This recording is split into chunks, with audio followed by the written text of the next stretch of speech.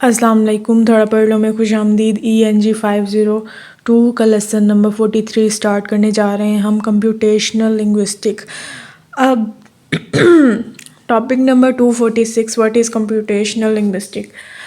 Simple अल्फाज में पहले भी हम इतनी ज़्यादा डोमेन्स में लैंग्वेज की स्टडी करते हैं, अब उस लैंग्वेज की स्टडी में कंप्यूटर शामिल हो गए हैं बस।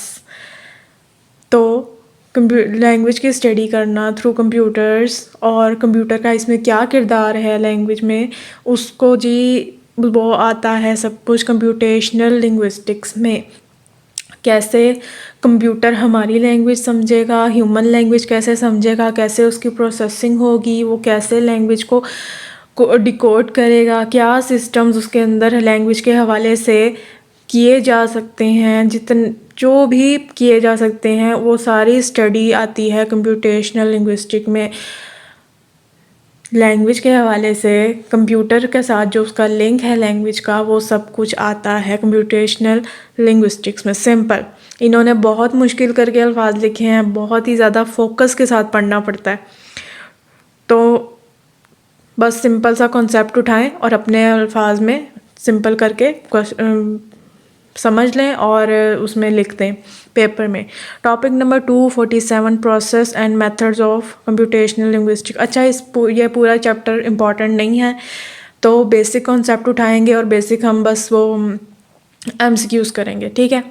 Topic number 247, processes and methods of computational linguistic. अच्छा जी, पहले मिड 1950 और 1970 में थ्योरी न्यूट्रल अपनाई गई। इसमें क्या इसके प्राइमरी कंसर्न्स थे कि ऐसी टेक्निक, ऐसी एप्लीकेशंस बनाई जाएं जो कि एम्प्टी और सिंपल QA कर सके।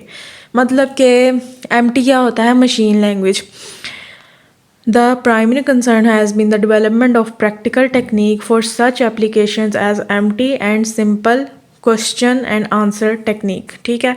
Machine translation and question and answer technique. तो इन एम्प्टी सेंट्रल इश्यूज पर, मशीन लैंग्वेज में सेंट्रल इश्यूज क्या थे कि जब आप मशीन को कोई बात अपने उसमें समझाएंगे, ह्यूमन लैंग्वेज आप जब लिखेंगे तो वो लेक्सिकल स्ट्रक्चर एंड कंटेंट क्या होगा लैंग्वेज, मशीन लैंग्वेज में आपके अपने अल्फाज, आपके लेक्सिकल स्ट्रक्चर और कंटेंट मशीन ट्रांसलेशन कैसे करेगी। The characterization of sub language for particular domain, for example weather reports.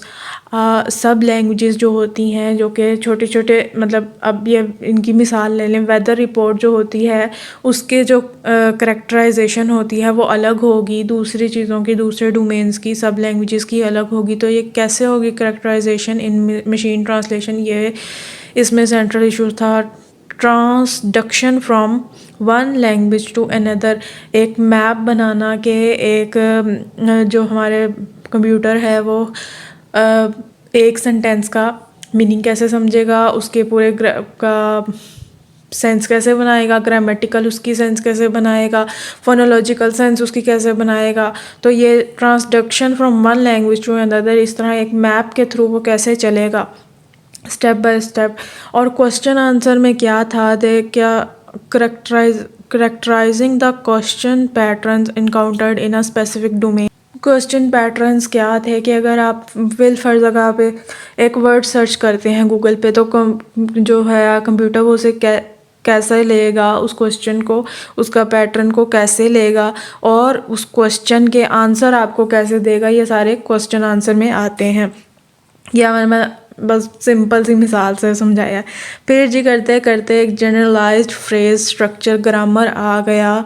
इसने क्या किया, इसने हमारी बहुत सारी चीज़ों की तरफ ध्यान दिया। इसमें पार्सिंग आ जाता है, mapping from syntax to semantic आ जाता है, मतलब कंप्यूटर की बहुत सारी डोमेन की तरफ, कंप्यूटर लिंग्विस्टिक की तरफ, कंप्यूटर लिंग्विस्टिक के डोमेन्स की तरफ हमारा ध्यान दिया। उसमें बहुत सारी चीज़ें आ जाती हैं, पार्सिंग आ जाता है, मैपिंग आ जाता है। ये अब आगे पढ़ेंगे ये होता क्या है। Topic number 248, morphological processing. अब जी कंप्यूटर जो होता है मॉर्फोलॉजिकल प्रोसेसिंग कैसे करता है, इसका बस ये चीज़ समझ लें। Computational morphology deals with the processing of words and words form.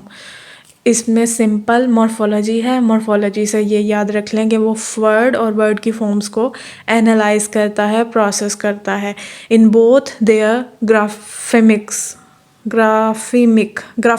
In both there graphemic मतलब रिटन फॉर्म में भी और उसके साउंड फॉर्म में भी, उसके फोनीम फॉर्म में भी, फोनीमिक उसकी साउंड, उसके रिटन फॉर्म में भी, उसके साउंड फॉर्म में भी, इस दोनों में वो प्रोसेस करता है और इसको कहते हैं ग्राफेमिक।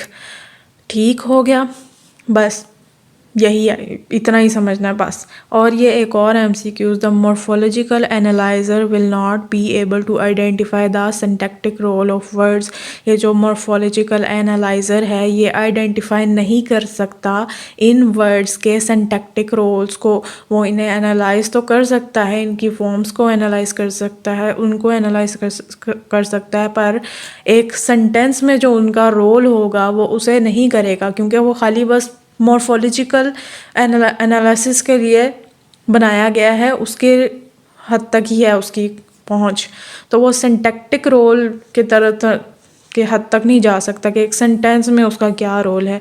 The role is the subsequent task of syntactic parsing program. एक सेंटेंस में वर्ड्स का क्या रोल होंगे, क्या वो मीनिंग मतलब क्या उसका रोल होगा, ये इस काम होता है सिंटैक्टिक पार्सिंग प्रोग्राम का।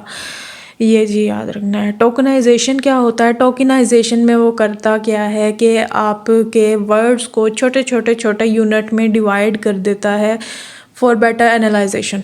बस इससे ज़्यादा मैं सिंपल अल्फाज में नहीं बता सकती। इन्होंने पता नहीं क्या सिंपल अल्फाज में नहीं है लोग बताते।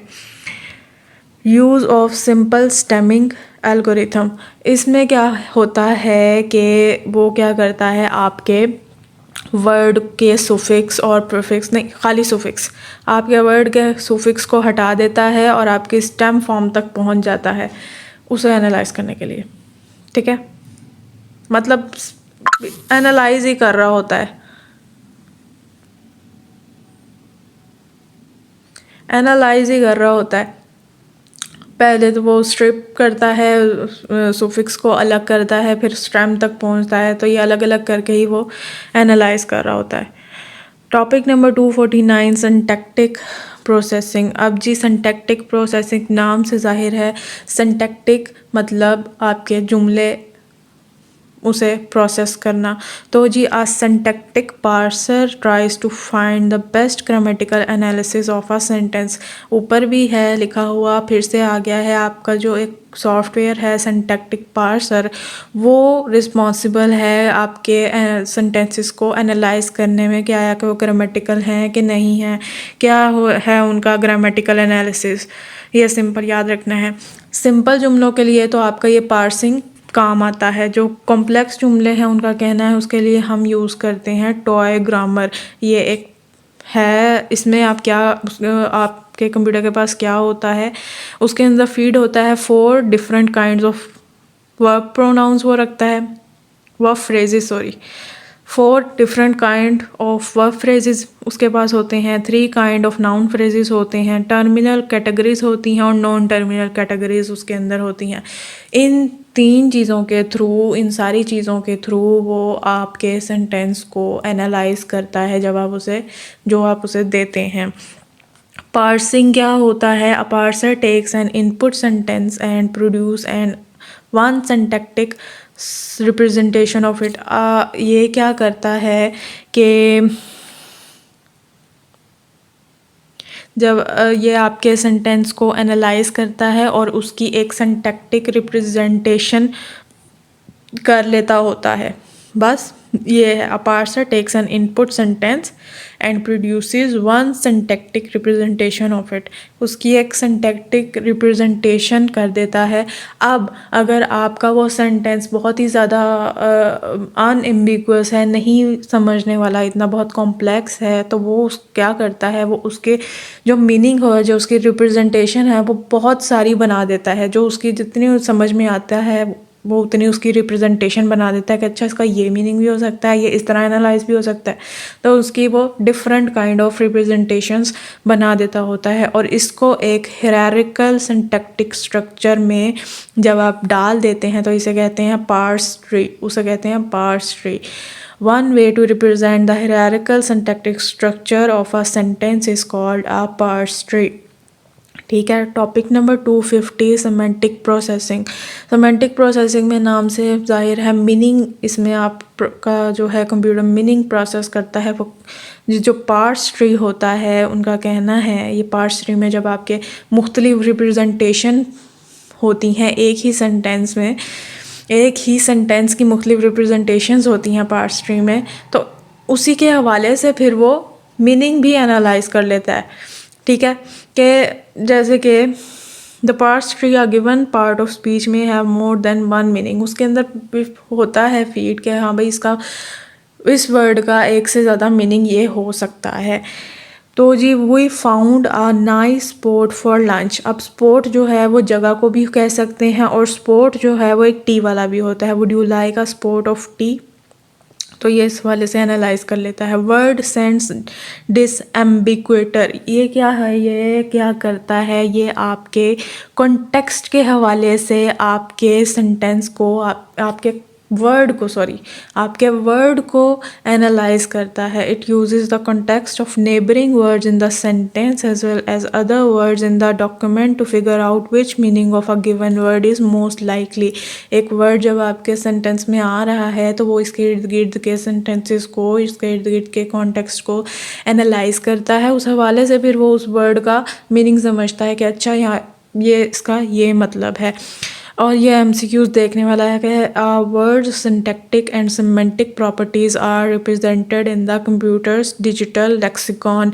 एक वर्ड की सेंटेंस के हवाले से और मीनिंग के हवाले से जो प्रॉपर्टीज़ होती हैं वो रिप्रेजेंट होती हैं कंप्यूटर के डिजिटल लेक्सिकॉन में, कंप्यूटर के डिजिटल जैसे कह लें कि वर्ड लाइब्रेरी में। ठीक हो गया। Topic number 251 application of computer linguistic. अब जी क्या है कंप्यूटेशनल लिंग्विस्टिक टूल्स हमने बहुत यूज़ किए हैं मुख्तलिफ एप्लीकेशंस में। हम कंप्यूटेशनल लिंग्विस्टिक्स के टूल्स यूज़ करते हैं। वो क्या हैं? मल्टीलिंगुअल वर्ड प्रोसेसिंग है, स्पेलिंग करेक्शन है, ग्रामर चेकिंग है। आप सब फेमिलियर होंगे वर्ड से, माइक्रोसॉफ्ट वर्ड से, तो उसमें कम से कम इतने सारे हैं लैंग्वेज के हवाले से फंक्शंस, मुझे तो ये समझाने की ज़रूरत नहीं मेरे ख़्याल से।